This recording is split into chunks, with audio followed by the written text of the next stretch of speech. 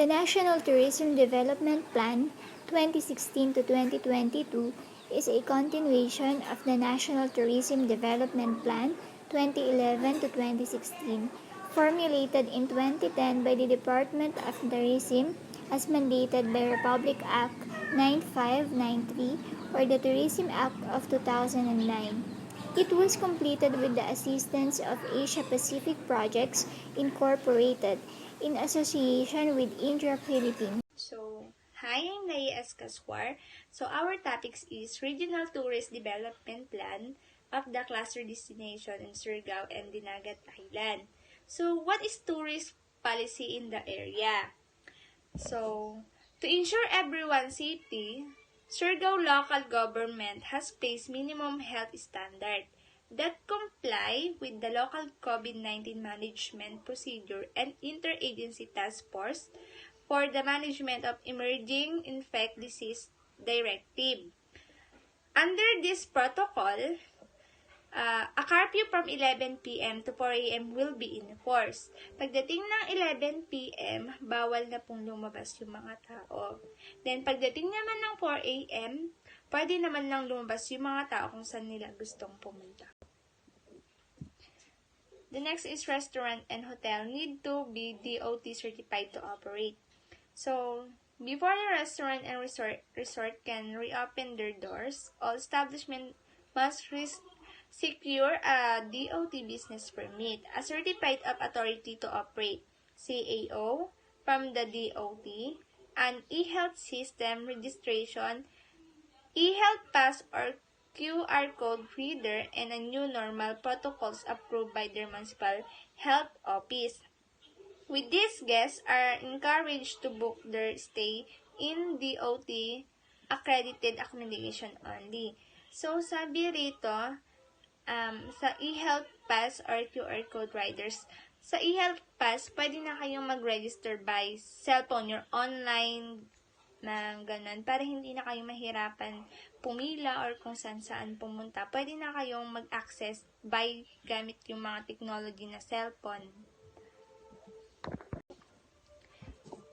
So, yung tinatawag kasi nilang e-health pass, yun yung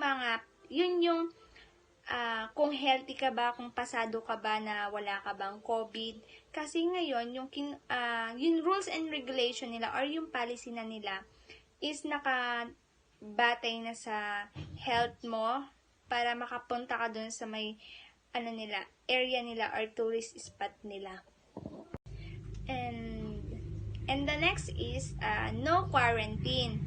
Guests traveling to Siargao will no longer need to quarantine. However, it's advised that this individual take a rapid test and swab test. So, pag may swab test ka na or rapid test ka na, no quarantine na. Hindi ka nila i-quarantine dun sa facility nila or dun sa lugar ng Siargao or Dinagat Island. Pag may rapid test ka, kasi yung rapid test, 7 days lang siya pwede. Yun lang. Okay, so good morning everyone. By the way, my name is Regina Rosetta, BSHRM4, and now I am going to report the top 10 destinations in the southern Philippines, especially in Siargao and Dinagat Island. Okay, for our first destination is Sugba Lagoon from Siargao Island. Sugba Lagoon is one of the most popular things to do on Siargao. It is a short day trip from General Luna, Siargao to spectacular lagoon surrounded by mountains and coconut trees. A day trip cost is around 1,500 pesos per person and 300 pesos to find a way to get in Sugba Lagoon Island. Sugba Lagoon is about an hour boat ride from General Luna. Sugba Lagoon is about 4,000 hectare sanctuary. 400 pesos is a cost of seafood lunches, a whole plate of seafoods good for 2 persons. And Sugba Lagoon is located at the region of Mindanao in the Philippines. Okay, for our second destination is Isla Aga. Isla Aga is one of the famous tourist spot in Dinagat Island, which is mainly composed of limestone rock formation in the island with growing vegetations. There is an alluring small pocket of white sand beach on the island where visitors can enjoy swimming and small hanging bridge. This island is surrounded by crystal clear water, teeming with marine life. In this island is perfect for vacations with friends, family, for you to enjoy and have a relaxing feeling. And now for our third destination is Pangabangan Island. Pangabangan Island is one of the paradise island in Dinagat covered with lush greens. It has a beautiful white sand beach fringed with coconut trees, huge limestone rocks scattered on a shore, and clear water suitable for swimming. Okay, if you want to relax, unwind, and get some fresh air, Pangabangan Island is the best place for you to do this. Okay, so here we are in our fourth destination, which is Sundayo Beach. Sundayo Beach is one of the major islands in Dinagat province. It is a lovely beach, that's why they called Sundayo Beach. Sundayo Beach is composed of white sand beach coconut trees, noticeable rock formation, and mind-blowing crystal clear water. This is the most visitors have their lunch on the island, hoping tour while enjoying the tropical ambience of the place. So this is the place for you to go if you want to treat your loved ones, because this is the lovely beach in the province of Dinagat. So okay, in our fifth destination is Duyos Beach. Duyos Beach is one of the known tourist spots in Dinagat Island, perfect for camping and barkada outing. The beachfront features of vast expanse of white sand decorated by coconut trees and lined up with several cottages. The most prominent attraction of this beach is enticing sandbar surrounded by turquoise waters, perfect for swimming. Okay, if you are going to plan a reunion for your barkada, old classmates, Duyos Beach is one of the best place for you to go. Okay, so for our sixth destination is PBMA Shirin. PBMA Shirin is one of the popular destination in Dinagat Island, where the tomb of PBMA founded by Divine Master Ruben Icleo Sr.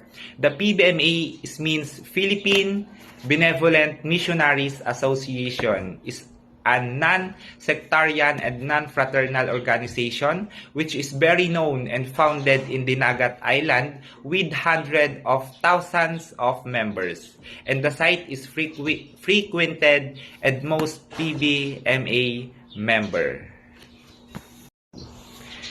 And for our seventh destination, they called Islander Castle. Islander Castle, also known as White Castle, is an iconic landmark in the provincial capital of Dinagat Island. It is very noticeable Disney-like castle sitting on top of the hill overlooking the entire town. We also offer a fascinating views of the hills, island, and the sea. The castle serves as residence of very known and prominent people in Dinagat Icleo family. And for our 8 destinations, they called Bangkao Falls. Bangkao Falls is one of the most accessible Dinagat Island tourist spot. It measures around 20 feet high with an enlarged swimming pool. It has cold and crystal clear water. Also have available cottage for you to rent. Foods and bamboo raft are also available, perfect for family and friends bonding and outing. And for our 9th destination, they called Hinabian Beach. Hinabian Beach is one of the most pristine of Dinagat Island tourist spot. A river runs through the beach leading to the sea, so this place is perfect for outing, vacation together with your friends, loved ones, family. It is the best place for you to go. And for our last destination is they called Lake Bababoo. Lake Bababoo is among the top Dinagat Island tourist spot in the province. Known for its enchanting view and serene atmosphere, Lake Bababu is must-see especially for nature lover because it is surrounded by mountains and coconut trees. It is perfect place for you to unwind and relax. So guys, if you have time, money, Dinagat Island and Siargao Island is the best place for you to go. So thank you so much and have a nice day. Southern Philippines is geographically located in the northeastern portion of Mindanao. It is bounded by Dinagat Island on the north, the mainland of Surigao del Norte on the south, Hitatuan Passage on the east, Surigao Street and Southern Leyte on the west. Surigao City is popularly known as the City of Island Adventures and is considered a heaven, a leisure and adventure because it has 17 panoramic islands with long stretches of pristine white sand beaches, mythical caves, vast mangrove forests, and underwater sceneries. The province of Dinagat Island can be reached by ferry boat coming from Surigao City, the capital of Surigao del Norte. It is closest jump-off point to the province with travel time of about 1 to 1.5 hours depending on the sea condition. If we talk about the sustainability of their tourism, we can honestly say that Surigao and Dinagat Island is really practicing on how tourism can be used in a very sustainable way. It's easy to see how and why sustainability has seeped into their lives from commodities like straw to nationwide system like utilizing eco-jeep and electric cars for public transformation. Clearly, for the people of Surigao, sustainability doesn't stop in caring for the repairing the environment. It's also about protecting the locals' way of life and uplifting their livelihoods. After all, the most important part of sustainability is enabling the people who can make it happen. Major environmental problems in Siargao Island. For a country like the Philippines, tourism is an important contribution for our nation's prosperity. It creates jobs for our local communities. The biggest cause of environmental problem is us. Major environmental problem occurred in Siargao Island. Number 1, the water shortage. The island has limited supply of fresh water. Local spring dry up during the summer months, while groundwater sources are now experiencing saltwater intrusion. This leaves poor residents particularly affected, as well as those living in remote areas. There is no potable water and water for domestic use. Domestic use means uses to common household, including washing, drinking, bathing, waste disposal, cooling, and heating. Second major environmental problem occurred in Siargao Island is the trash. Trash did not pay the people or the tourists and the local communities. They built an ordinance for waste management like segregation of trash, but sadly it didn't follow by the people. Trash did not pay the people or the tourists and the local communities. They built an ordinance for waste management like segregation of trash, but sadly it didn't follow by the people. And also bring your own bag for the tourists for their trash. The infrastructures needed by the Siargao Island is the trash processing centers. Third, the rules and regulation that didn't follow. The council brings or built a massive plans but it didn't follow by the communities. extreme is the implementation. In terms of compliance, they are so low. Development is happening. Urban development and tourism development have been happening, but with the lack of planning and long-term vision. What have been happening was the government and the private sector, and it was short-term and opportunistic. It lacked the long-term visionary view of the future development, and there was lot of continuity as well. Our country is an archipelago, a beautiful island, so there was a lot of opportunity for tourism. Unfortunately, the long-term sustainability has been lacking. Siargao Island has been a marine protected area for about 20 years. But they have different rules and regulations and law about fishing and techniques. The next issue was the quality of groundwater. The water smell changed. It became more sulfuric and a bit more salty. The reason is they sucking out so much water, and it started to infiltrate all the sources of water and infiltrate the water from the sea. They're just trying to grab as much water as much as possible. Plus, the septic tank around where the smell come from. Waste issue. Only 14% that says that their trash were collected. And the other 38% do not get their waste removed at all. Siargao Island will not able to sustain the growing of resorts and restaurants. Tourism brings a lot of tourism dollars income, remittances, and bureaucracy, but somehow it is not balanced with the ecology, the culture, and so on. Social and environmental responsibilities bring so much impact. It is important to give back to the community, work together, and solve the issue together. Aware of the issues of the island is one of the responsible of being a tourist. Be responsible, be informed. We can help in any way. Faith in protecting the environment. It's not the money that makes the difference. It's the heart for our environment. Major environmental problems occurred in Dinagat Island. Number 1. Biodiversity. The 4 proposed protected areas are home to a wealth of unique and rare wildlife species. The continuing habitat degradation and forest land conversion are major threats to biodiversity.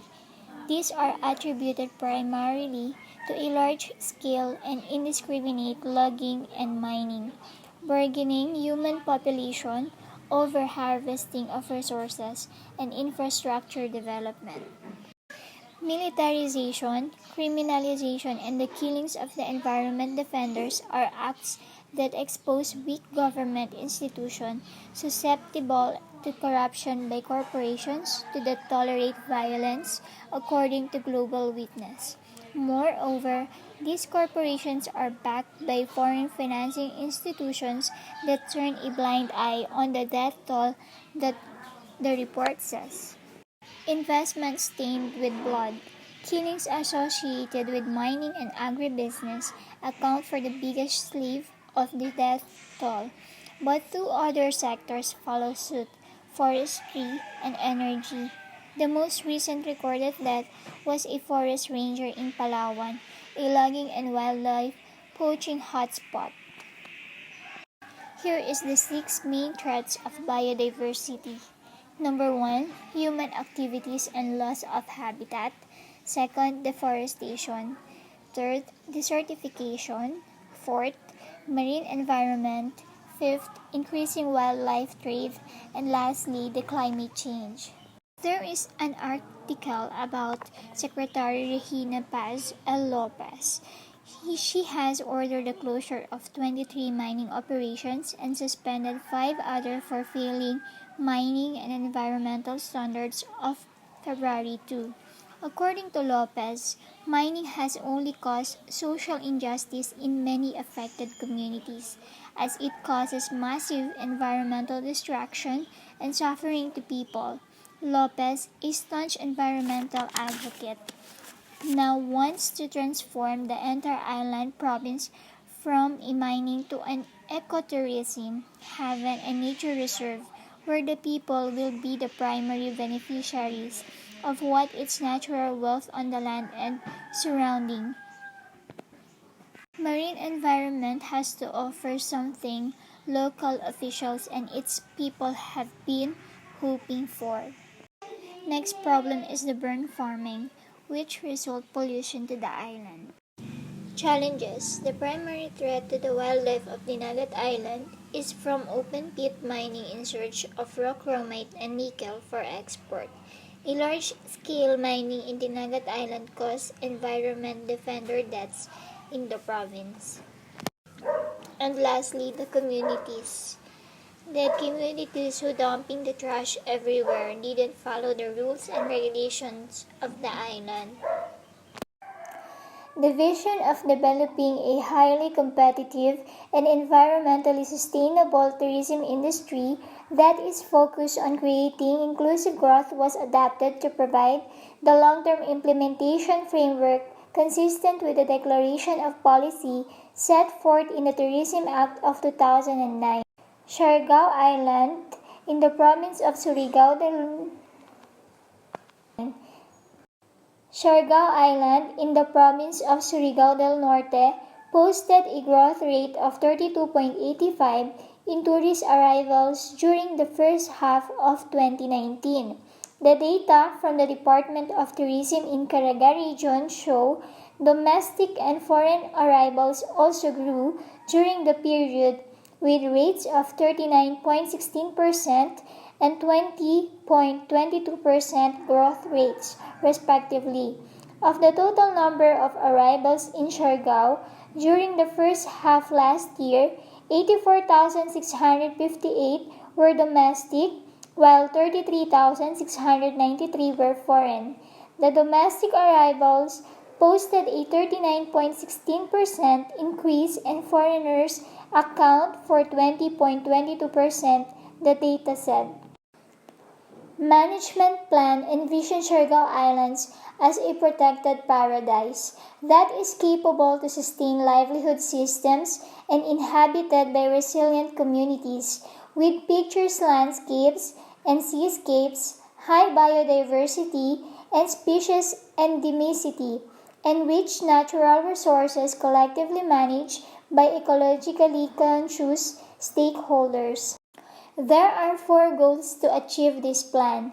First, sustain the provision of ecosystem, goods and services through improved management of terrestrial and coastal and marine resources, particularly of important habitats for biological diversity.